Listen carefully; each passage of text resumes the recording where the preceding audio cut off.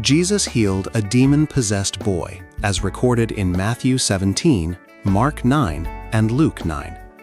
His condition was described by the Greek word seleniazesthai, meaning moonstruck, as people believed it worsened or improved with the phases of the moon. Some Bible translations render it as epileptic or lunatic. In Matthew 4:24, Jesus healed both the epileptics and the demon-possessed. We can therefore deduce that these were distinct conditions, even though their symptoms could appear similar.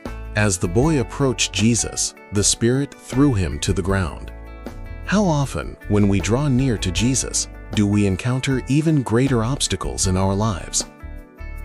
Jesus identified the deaf and mute spirit and cast it out.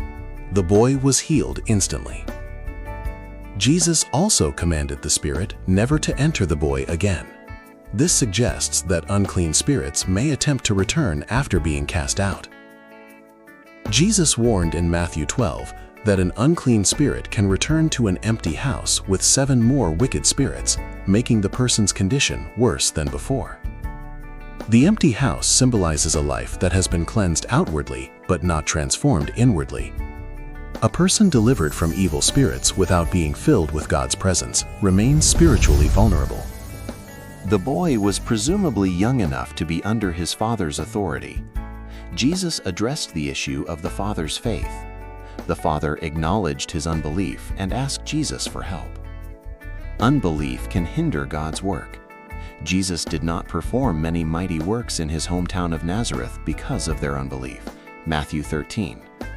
Why did the disciples fail to heal the boy when they had previously been successful after Jesus sent out the 12 and gave them authority over unclean spirits in Mark 6? Perhaps the spirits afflicting the boy were more powerful. Ephesians 6:12 teaches that there are ranks of spiritual forces of evil. Jesus rebuked the disciples for their little faith. Lack of faith hindered their ministry.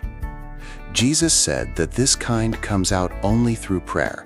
Some manuscripts added, and fasting. Prayer and fasting deepen our dependence on God and prepare us to serve according to His will. Healing comes from God alone.